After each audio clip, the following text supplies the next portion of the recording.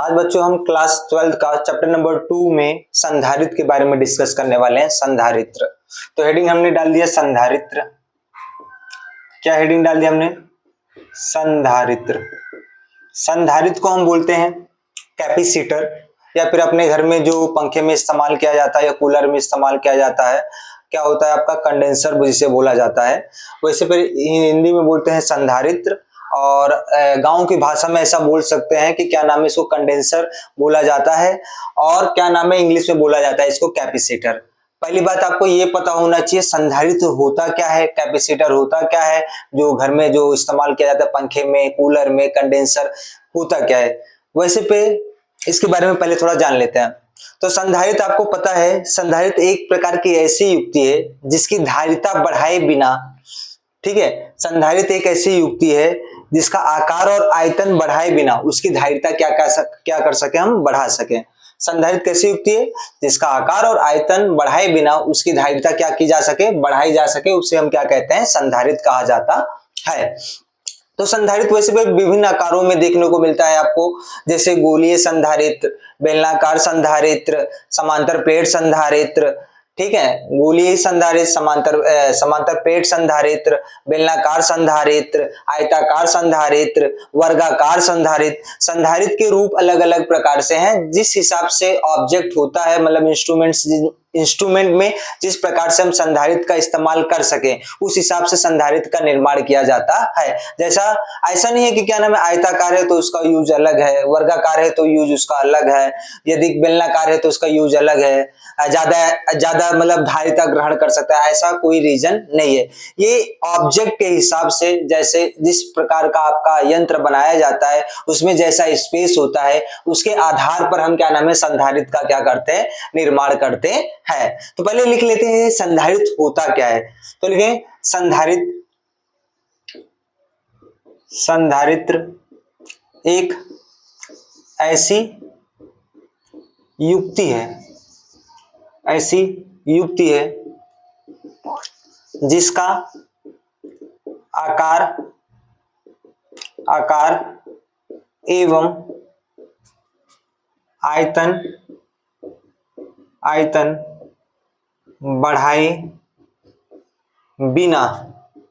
आयतन बढ़ाए बिना संधारित्र एक ऐसी युक्ति है जिसका आकार एवं आयतन बढ़ाए बिना धारिता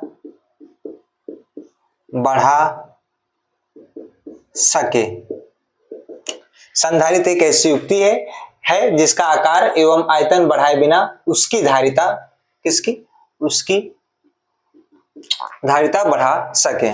ठीक है, तो आपके सिलेबस में क्या नाम है समांतर प्लेट संधारित्र है, समांतर प्लेट संधारित्र, और दूसरा है आपका, इससे पहले क्या नाम है बेलनाकार संधारित्र था, लेकिन सिलेबस में बेलनाकार संधारित्र आपका कट गया, और समांतर प्लेटों के बीच उपस्थित आंशिक परावैद्युत के कारण धारिता आपको निकालनी है। 2 टॉपिक इसमें आपके बुक में, एनसीईआरटी बुक में दिया गया है, यूपी बोर्ड के सिलेबस में है।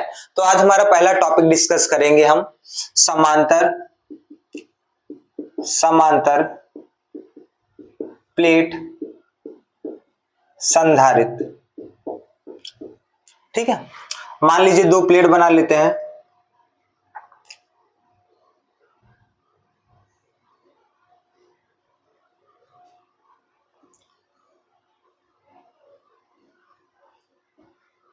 एक प्लेट का नाम ए है, दूसरे प्लेट का नाम क्या है, बी। एक पर कौन सा आवेश है, धनात्मक आवेश है, तो दूसरे पर कौन सा हो गया, ऋणात्मक आवेश हो गया। ठीक है, दूसरे पे क्या हो गया आपका, ऋणात्मक आवेश हो गया। तो दोनों को क्या कर लिया जाए, मिला लिया जाए, और इनके बीच की दूरी कितनी है, डी। दोनों प्लेटों के बीच की दूरी, ए और बी की बीच की दूरी कितनी है, डी। ए पर प्लस का आवेश, बी पर माइनस का आवेश, इसको हम क्या कर देते हैं, पृथ्वी से जोड़ देते हैं, अर्थ से। आपको पता है कि क्या नाम है जो पृथ्वी होता है उसका विभव क्या होता है, शून्य होता है। विभव क्या होता है, शून्य होता है, और धारिता कितनी होती है उसकी, अनंत होती है। विभव क्या होता है, शून्य होता है, और धारिता क्या होती है आपको, अनंत होती है। अच्छा, एक चीज क्वेश्चन में आ जाए कि पृथ्वी का विभव जो धारिता बोल रहे हैं अनंत होती है, वो किस आधार पर क्या नाम है धारिता इसकी अनंत होती है। आपको पता होना चाहिए C इक्वल टू आपको पता है Q अपान क्या होता है V। यदि V का मान हम क्या ले लें 0 ले लें, V का मान क्या ले लिया जाए हमारा 0, क्योंकि आपको पता है पृथ्वी के लिए पृथ्वी पर विभव का मान क्या होता है 0 होता है। यदि V का मान हमने 0 ले लिया और किसी भी संख्या के बटे में यदि 0 आ जाता है तो उसका मान क्या हो जाता है अनंत हो जाता है। इसी प्रकार से कह सकते हैं कि पृथ्वी की धारिता क्या होती है आपकी अनंत होती है। तो समांतर प्लेट संधारित्र में A पर हमने देखिए धनात्मक आवेश ले लिया, B पर हमने क्या ले लिया ऋणात्मक आवेश ले लिया। तो A प्लेट पर आवेश घनत्व क्या है सिग्मा A और B प्लेट पर आवेश घनत्व कितना है सिग्मा B है, मतलब आवेश घनत्व। आपने देखा था गाउस के प्रमेय में समांतर प्लेटों के लिए विद्युत क्षेत्र की तीव्रता देखी थी गाउस के प्रमेय में, वहीं से हम समांतर प्लेटों के समांतर प्लेट वहां पे प्लेट था सिर्फ, या समतल चादर के कारण या समांतर या प्लेटों के कारण, ठीक है। तो यहाँ पे हम डिस्कस करेंगे दो प्लेट है A प्लेट और क्या है B प्लेट है। A पर मान लीजिए धनात्मक आवेश है, B पर ऋणात्मक आवेश है तथा इन दोनों प्लेटों को हमने जोड़ दिया। अच्छा साथ साथ क्या नाम है यदि इसकी धारिता बढ़ानी है तो किसी न किसी से इसको क्या करना पड़ेगा अटैचमेंट लेना पड़ेगा। भाई आवेश देने के लिए धारिता इसकी बढ़ाने के लिए इसको आवेश देना पड़ेगा और आवेश देने के लिए किसी चालक से इसको क्या करना पड़ेगा जोड़ना पड़ेगा। तो हमने किसी चालक से इसको क्या कर दिया है जोड़ दिया है। तो A प्लेट पर धनात्मक आवेश है, B पे क्या है ऋणात्मक आवेश है तथा इसको पृथ्वी से अटैचमेंट कर दिया तो जिसका विभव 0 है और क्या नाम है धारिता क्या है इसकी अनंत है। तो A प्लेट पे मतलब A प्लेट पे प्लस का आवेश है तो इसका आवेश घनत्व सिग्मा A हो गया, B प्लेट पे माइनस का आवेश है इसका आवेश घनत्व क्या हो गया आपका सिग्मा B, और दोनों प्लेटों के बीच की दूरी क्या हो गई D। अच्छा ये जो भाग होता है यह वायु या पूरा क्या होता है निर्वात वाला भाग होता है।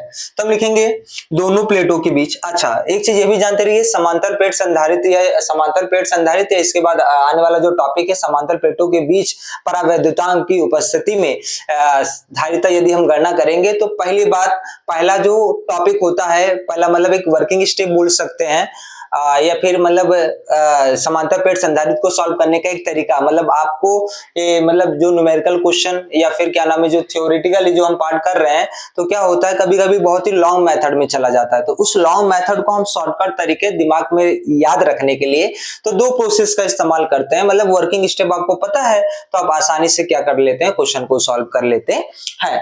तो वर्किंग स्टेप पहला क्या करेंगे हम विद्युत क्षेत्र निकालेंगे, विद्युत क्षेत्र निकालने के बाद विभव निकालेंगे, विभव का मान हम क्या नाम है धारिता के अंदर क्या कर देंगे पुट कर देंगे। तो माना लिखेंगे दोनों प्लेटों के बीच विद्युत क्षेत्र, दोनों प्लेटों के बीच विद्युत क्षेत्र। तो विद्युत क्षेत्र को किससे डिनोट करेंगे ई से। विद्युत क्षेत्र बराबर क्या हो जाएगा आपका यहाँ पे देखिए सिग्मा है प्लेटों के कारण सिग्मा ए अपान सिग्मा बी अपान क्या हो गया 2 एप्सिलॉन नॉट। तो ई बराबर क्या हो गया सिग्मा ए पर कौन सा आवेश है प्लस का आवेश है तो हमने सिग्मा लिख दिया। सिग्मा बी पर कौन सा आवेश है माइनस का, तो माइनस का क्या हो गया आपके पास सिग्मा अपान क्या हो गया 2 एप्सिलॉन नॉट।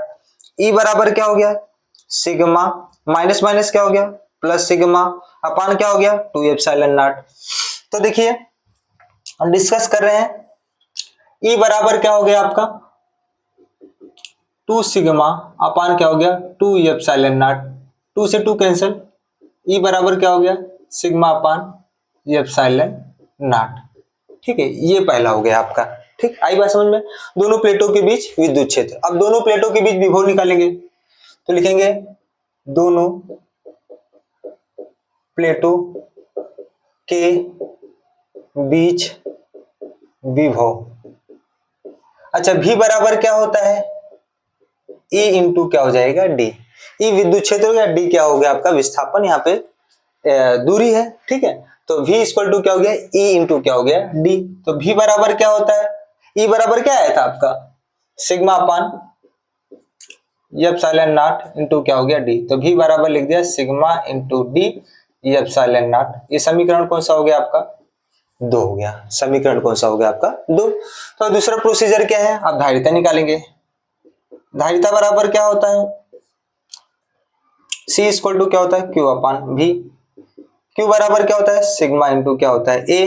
विभव का मान कितना आ गया सिग्मा इंटू D अपान क्या हो गया एप्सिलॉन नॉट, सिग्मा से सिग्मा कैंसिल। C बराबर क्या हो गया एप्सिलॉन नॉट A अपान क्या हो गया D। ठीक है C बराबर हो गया एप्सिलॉन नॉट ए अपान क्या हो गया डी।